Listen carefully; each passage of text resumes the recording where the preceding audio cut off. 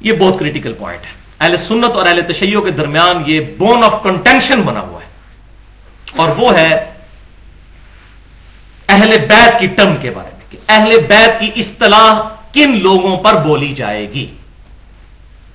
تو بھائیو, قرآن و سنت کی روح سے کل 4 کیٹیگری کے لوگ ہیں جن پر اہل بیت کا لفظ بولا گیا ہے الحمدللہ. ان میں سے پہلے نمبر پر قرآن پاک کے اندر سورۃ الاحزاب کی آیت نمبر 28 سے لے کر 33 تک پورا کانٹیکسٹ چل رہا ہے. نبی صلی اللہ علیہ وسلم کی بیویوں کو مخاطب کیا گیا ہے, اور پھر آیت نمبر 33 میں فرمایا گیا بسم اللہ الرحمن الرحیم انما یرید اللہ لیذھب عنکم الرجس اہل البیت ویطہرکم تطہیرا.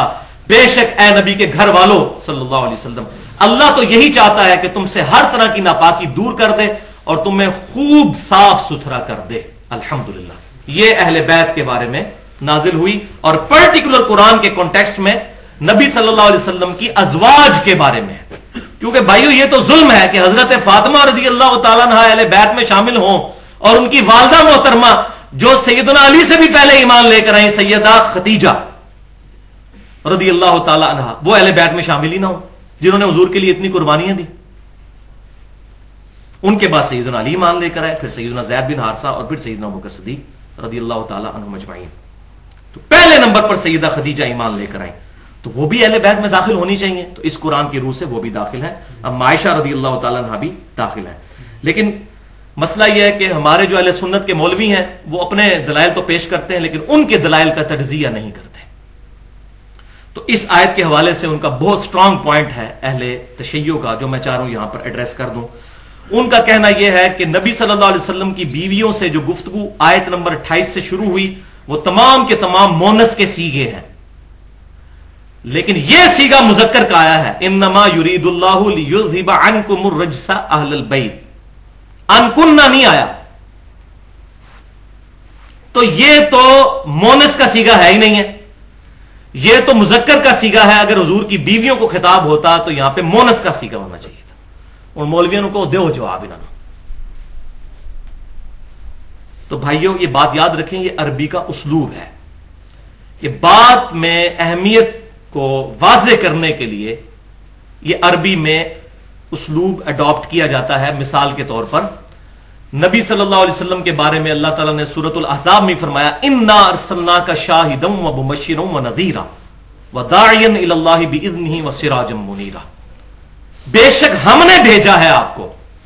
ہم تو جمع کا صیغہ ہے, اللہ تو واحد ہے, لیکن اللہ تعالیٰ نے اپنا شاہانہ انداز اڈاپٹ کیا ہے کہ ہم نے بھیجا ہے.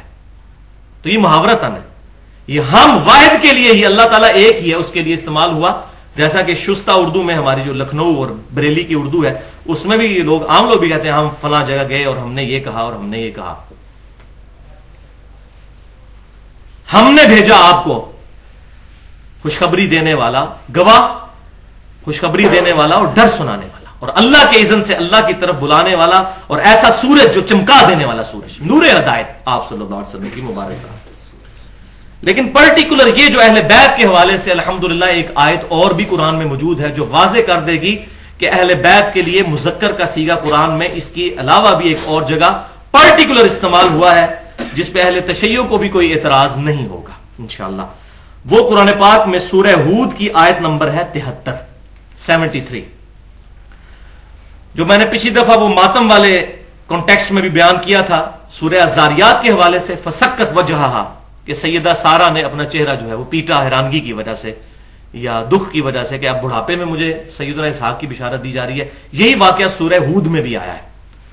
وہاں پر فرشتے جو ہیں وہ سیدہ سارہ کو جب یہ بشارت دیتے ہیں تو ان کی جو حیرانگی ہے اس کو دور کرتے ہوئے وہ کہتے ہیں رحمت اللہ وبرکاتہ علیکم اہل البیت انہ حمید مجید, کہ اللہ کی رحمت اور برکتیں نازل ہوں تم پر اے اہل بیت, اور بے شک اللہ تعالیٰ اپنی ذات میں خود ستودہ صفات ہے.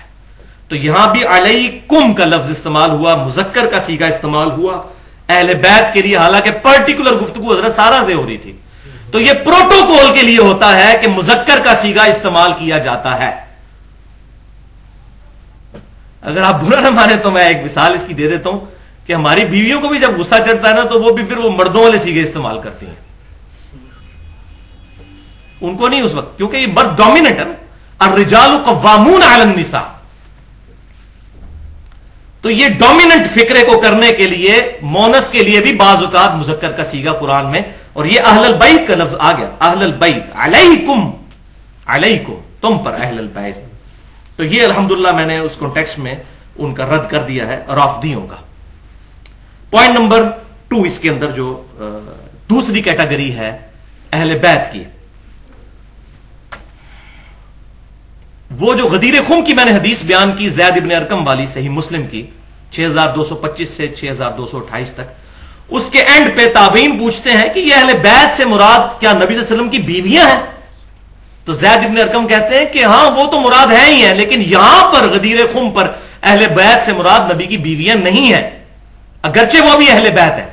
یہاں پر مراد وہ ہیں جن پر نبی صلی اللہ علیہ وسلم نے قیامت تک کے لیے صدقہ حرام فرما دیا. زید ابن ارقم اس حدیث کے راوی خود تفصیل کر رہے ہیں صحیح مسلم میں, اور پھر فرمایا کہ آل جعفر, آل عباس, آل عقیل اور آل علی, ان چاروں کی جو اولاد ہے قیامت تک کے لیے یہ اہل بیت میں الحمدللہ شامل ہے, اگر کرتوت ان کے ٹھیک ہے. ورنہ قرآن کی روح سے نوح علیہ السلام کے بیٹے کو بھی خارج کر دیا گیا, حالانکہ ان کا بگوٹن سن تھا, صلبی بیٹا تھا, لیکن کہا کہ یہ تیرے اہل میں سے نہیں ہے. اہل سے ہو تو ظاہر ہے کہ امت سے وہ لوگ افضل ہیں اگر واقعی اپنے اعمال درست کریں تو. کیٹیگری نمبر 3 جو ہے وہ اسپیشل پروٹوکول کے ساتھ 4 ہستیاں ایسی ہیں جن کو نبی صلی اللہ علیہ وسلم نے اپنے ساتھ اہل بیت کے طور پر استعمال کیا.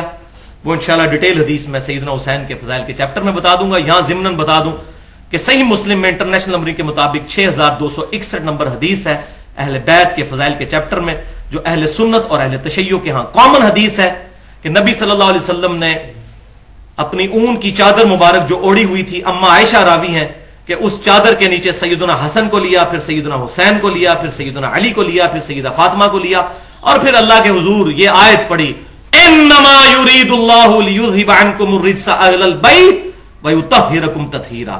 لہذا ہمارے پروفٹ صلی اللہ علیہ وسلم نے اس آیت کے کانٹیکسٹ میں ایکسٹینشن کے طور پر ان 4 ہستیوں کو بھی شامل کیا, اور نبی صلی اللہ علیہ وسلم کو ملا کر 5 جن کو ہم پنجتن پاک کہتے ہیں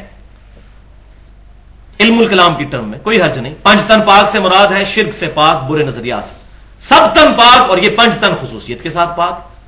گناہوں سے پاک کا اہل سنت کے ہاں صرف عقیدہ انبیاء کرام علیہ السلام کے لیے الحمدللہ. لیکن یہ ضرور ہے کہ اللہ کے نیک بندے جو ہیں وہ کافی حد تک گناہوں سے محفوظ ہو جاتے ہیں. جیسا کہ جس بندے کو واضح پتا ہو کہ میرے سامنے جو بریانی کی پلیٹ ہے اس میں زہر پڑا ہوا ہے, تو چاہے اس کی خوشبو جتنی مرضی اچھی آ رہی ہو, اس کی نظر اس کی برائی کی طرف جاتی ہے, وہ کبھی بھی بریانی کی پلیٹ نہیں کھائے گا. اسی طریقے سے جو اللہ سے خوف رکھنے والے لوگ ہیں ان کے سامنے گناہ جتنا بھی مزین ہو کر آئے, بہرحال وہ اس بریانی کی پلیٹ کی طرح اس کو ریجیکٹ کر دیتے ہیں جب وہ اللہ کے عذاب کی طرف نظر کرتے ہیں. لہذا گناہوں سے محفوظ ہو جاتا ہے ضرور بندہ ایفرٹ کر کر کے, لیکن معصوم نہیں ہو سکتا. بہرحال لغزش کسی سے بھی ہو سکتی ہے. اور چوتھی کیٹیگری جو ہے اعزازی طور پر اہل بیت میں جن لوگوں کو شامل کیا گیا, جن میں ٹاپ آف دا لسٹ واحد صحابی جن کا نام بھی قرآن میں آیا ہے سیدنا زید ابن حارثہ رضی اللہ تعالیٰ عنہ. زید کا نام سورہ احزاب میں آیا ہے. ان کا بیٹا اسامہ ابن زید, بخاری اور مسلم میں احادیث موجود ہیں کہ نبی صلی اللہ علیہ وسلم کہ جو اہل بیت والے جو چیپٹر ہیں ان میں اسامہ بن زید کو ڈالا گیا. بڑے بڑے صحابہ اکرام علیہم رضوان حضور کو ڈائریکٹ اپروچ نہیں کر سکتے تھے, سفارش کے لیے اسامہ بن زید کو, اور نبی صلی اللہ علیہ وسلم اپنی گود میں ایک طرف اسامہ بن زید کو بٹھاتے تھے تو دوسری طرف سیدنا حسن و حسین کو بٹھاتے تھے. اتنی محبت کرتے تھے کہ ان کا نام زید بن محمد مشہور ہو گیا تھا, زید ابن حارثہ کا نام, اور ان کے بیٹے ہیں اسامہ ابن زید رضی اللہ تعالی عنہم اجمعین. تو وہ بھی اہل بیت میں شامل. اسی طریقے سے سلمان فارسی کو نبی صلی اللہ علیہ وسلم نے اہل بیت میں آنری طور پر الحمدللہ شامل کیا. اس کے علاوہ بھی کافی صحابہ کرام علیہم رضوان.